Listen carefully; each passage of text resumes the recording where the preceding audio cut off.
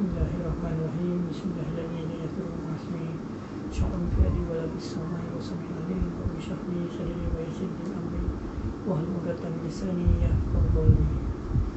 Assalamualaikum dan salam sejahtera kepada Dr. Musyalah dan semua rakan-rakan.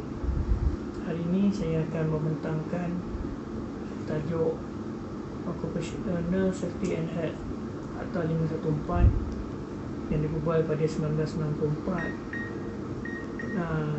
untuk bahagian 5 Seksyen 29, iaitu Safety Head Officer pindaan pada tahun 1997. Objektif akta ini boleh didapati di part pertama preliminary nombor 4, iaitu yang pertama memastikan keselamatan kesihatan dan kebajikan orang yang bekerja, melindungi keselamatan atau kesihatan orang lain bukan pekerja yang berada di tempat kerja dan berisiko, mewujudkan persekitaran pekerjaan yang selamat dan sihat serta bersesuaian dengan kehendak fizikal dan mental pekerja, mengadakan satu kaedah sistem perundangan keselamatan dan kesihatan pekerjaan berdasarkan peraturan dan tata amalan industri yang diluluskan di bawah pembentukan akta. Definisi safety officer ini saya dapat ambil dan saya rasa mungkin tepat di safepedia.com, iaitu dia mengatakan yang Occupational Head and Safety Officer ini adalah seorang yang qualified dan competent person dalam satu organisasi yang bertanggungjawab untuk menjaga dan mengawal keselamatan risiko yang berbahaya di tempat kerja. Individu ini juga dia akan bekerjasama dengan kerajaan, majikan dan autoriti yang sebagainya untuk mengelakkan risiko dan bahaya di tempat kerja. Fungsi safety officer ni pula tertakluk di bawah Akta Keselamatan dan Kesihatan Pekerjaan 1994, Akta 514, Pindaan Undang-Undang dan Lingkungan A 315 pada tahun 1997, Peraturan Keselamatan dan Kesihatan Pekerjaan Pegawai Keselamatan dan Kesihatan 1997 di bahagian 5, Peraturan 18 hingga 20. Antaranya mengatakan yang pegawai keselamatan ini menasihati majikan untuk memastikan semua pekerja dalam keadaan sihat dan selamat sewaktu di tempat kerja, menjalankan penyiasatan di tempat kerja, menyiasat sebarang kemalangan ataupun kemalangan yang mungkin berlaku, risiko yang akan berlaku kepada pekerjaan itu, dan juga membantu majikan dalam mengenali Safety and Health Committee dengan sebagai pengorganising untuk mengimplementkan keselamatan dan kesihatan di tempat kerja.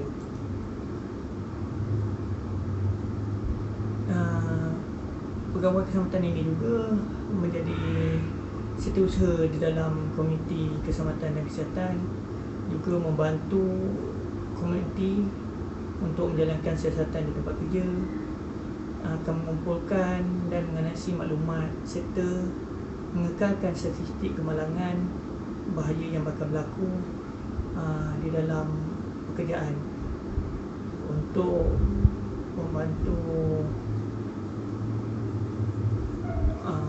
pegawai dalam apa juga keselamatan dan kesihatan sewaktu bekerja. Dan pegawai keselamatan ini juga akan menyediakan laporan setiap bulan sebelum 10 hari bulan. Pertama, dalam apa-apa tindakan yang perlu diambil oleh majikan untuk mematuhi kehendak akta atau mana-mana peraturan yang di bawah akta. Kedua, caranya untuk mewujudkan dan mengekalkan keadaan bekerja yang selamat dan sihat di tempat kerja. Jumlah dan jenis kemalangan nyaris, kejadian berbahaya, keracunan pekerja atau penyakit pekerjaan yang berlaku di tempat kerja, termasuklah jumlah orang yang cedera sama ada menyebabkan kecederaan masa hilang atau kecederaan tanpa masa hilang. Keempat, apa-apa jentera, logik, peralatan, perkakas, bahan atau proses atau jenis kerja kasar yang digunakan di tempat kerja dan yang boleh menyebabkan kecederaan anggota di atas mana-mana orang yang bekerja di tempat kerja. Kelima, apa-apa jentera, logik, peralatan perkakas, bahan atau apa-apa alat pelindung diri yang dikehendaki bagi maksud mengangkat apa-apa risiko sedemikian, serta mengesyorkan apa-apa perubahan yang perlu dibuat kepada struktur atau susun atau tempat kerja bagi kepentingan keselamatan dan kesihatan orang yang diambil kerja di dalamnya.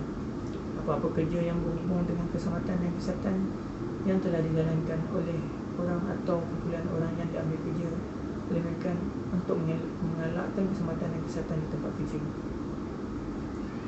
Apa-apa perkara berbangkit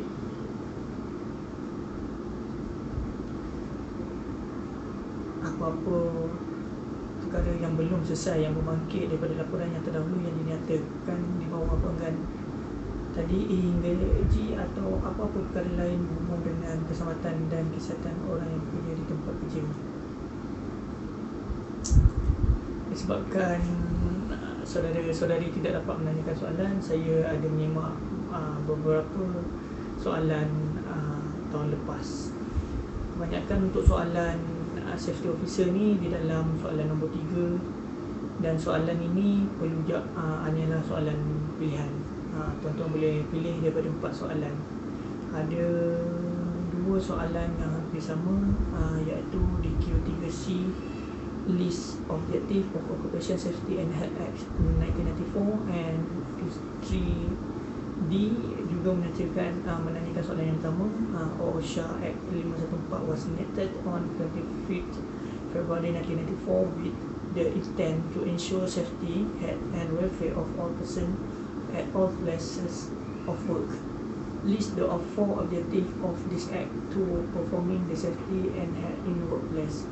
So untuk soalan ni jawapannya adalah berbalik kepada tadi, Akta 514 di part yang pertama, preliminary nombor 4, iaitu memastikan keselamatan, kesihatan dan kebajikan orang yang bekerja, melindungi keselamatan atau kesihatan orang lain, bukan pekerja yang berada di tempat kerja dan berisiko, mewujudkan sedang pekerjaan yang selamat dan sihat serta bersesuaian dengan kehendak fizikal dan mental pekerja, mengadakan satu kaedah sistem pendangan keselamatan dan kesihatan pekerjaan berdasarkan peraturan dan tata amalan industri yang diluluskan di bawah pendudukan akta.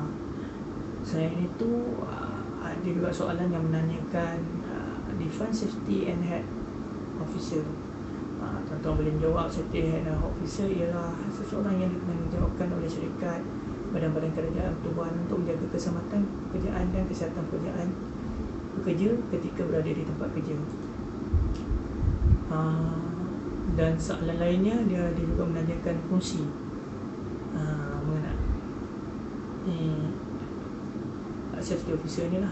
Tuan-tuan mungkin boleh menjawab untuk jawapan yang seperti inilah: untuk menasihat majikan, untuk mengawal tempat kerja, menyiasat sebarang kemalangan, untuk membantu majikan dalam komuniti safety and health, jadi setiausaha di dalam komuniti safety and health, membantu safety and health untuk membuat penyiasatan tempat kerja, mengumpul dan menganalisa maklumat tentang kemalangan, serta untuk mengekalkan statistik kemalangan, membantu mana-mana pegawai dalam permasalahan safety and health di tempat kerja, dan juga menyediakan report setiap bulan.